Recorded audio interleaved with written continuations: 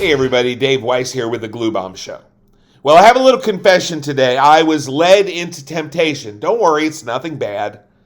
But I've been listening to the Plastic Model Mojo podcast, and one of the things they talk about on there a lot is building armor, building tanks. And I have never really built a tank. The only exception to that is the two Meng World War Toons snap-together kits, and while they were a lot of fun, I'm not sure that's quite what I'm looking for. I decided it was time for me to build a tank. And so I emailed the guys and I asked, could you recommend a good kind of low-end kit, just enough that I can give it a try? And I haven't heard back from them yet, and that's okay. I know they get a lot of email. I'm sure they're very busy. But Ollies came along. Ollies started handling models again, and one of the models that they had was a tank. It was the USSR T-55 by Lindberg. Now, I'm fully aware that this is probably not a kit that the guys on the Plastic Model Mojo would have recommended, right? They tend to build a little bit more high-end stuff. I just wanted to try and get my feet wet, and for $10, I decided it was worth a shot. So, there's two different paint schemes you can do with this. You can do the green Russian scheme, or you can do the tan Israeli scheme. And I think I'm going to try the Israeli scheme. By the way, this is the guys on the podcast talk a lot about paint mules. And basically what a paint mule is, it's a kit that maybe was either a lower end kit or it just wasn't quite as successful as they wanted. And so they use it to test various painting techniques. And so that's what I'm hoping to do with this. I'm hoping to build this. I think I'm using the Israeli scheme. I think I already said that. But what I'm going to try to do is I'm going to try to do some weathering and hopefully some mud and things like that. So I only spent $10 on it. So if it ends up not going together quite the way I planned, it's really not a big deal. So let's start here. We'll start by looking at the instructions. A nice little illustration on the front. And some of the keys to the symbols, right? Because all of them use symbols. Now, my other confession to you is this. I know nothing about tanks. And so I'm not sure what about half of these parts are. I know basically the body, and I'm sure it's not even called the body, and the turret. And basically, you see we've got all the wheels and everything like that on here. It starts off by assembling the body part, adding the wheels to it. And eventually we add some other parts as well. Looks like some stowage and things like that. And then finally you put the turret together, put the whole thing together, and then it shows how to do the markings for both the Israeli scheme and and some finishing touches on the Israeli scheme. And then they also, on the very back, they have the Russian scheme as well. So, again, I think I'm going to try the Israeli scheme, partly because I have that color paint, and right now paint's hard to get a hold of. Let's look at the parts in here a little bit. Now, again, this is probably not the world's best unboxing because I don't know what a lot of these parts are. I do know what these are, however. These are the tracks.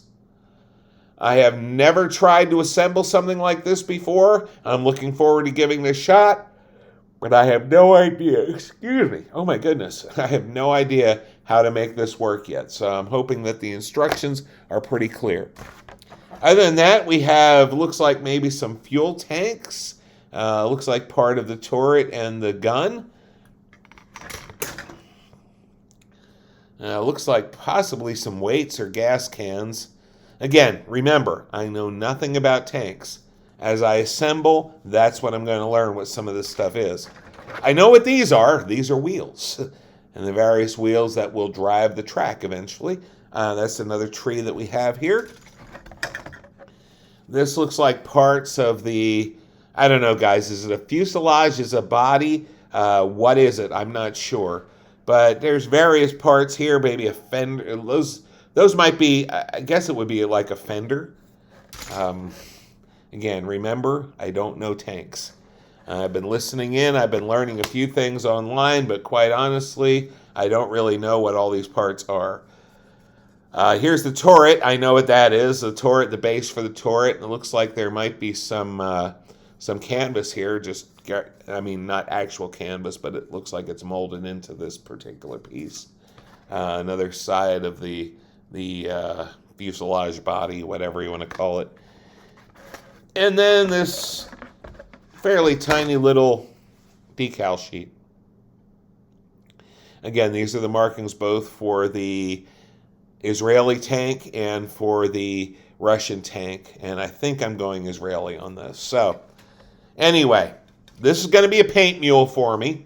I'm hoping that through working on this, I'll be able to learn a little bit more about weathering, because frankly, I'd like to do some weathering on some of my kits. And a $10 kit is a good place to try things like that. If you remember from one of my other videos, I love cheap kits, and that's why.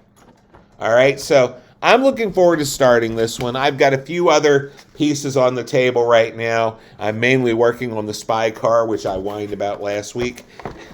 It's starting to come together. I'm having a little bit of difficulty with the suspension, but hopefully I'll be able to get to this tank next. Except there's something else that's looming. Our friends in Atlantis have repopped Surfink, which would be Ed Roth's surfer character. And I'm told that it's going to ship at the end of November. I know I have these about 10 weeks ahead. So hopefully you'll be seeing that as well. I think I'm going to order that, and I will share that as it comes along. But this tank is up pretty soon because I really want to give this a shot. I'm also trying to wire the engine for the Roland Leong Hawaiian 1/16th car, and I have to admit I'm having a lot of problems getting those little tiny wire pieces to fit just right. So I'm seeing if I can make some adjustments on that. I'm kind of doing that behind the scenes. Hopefully you'll see something on that soon as well. But anyway, the tank looks like fun.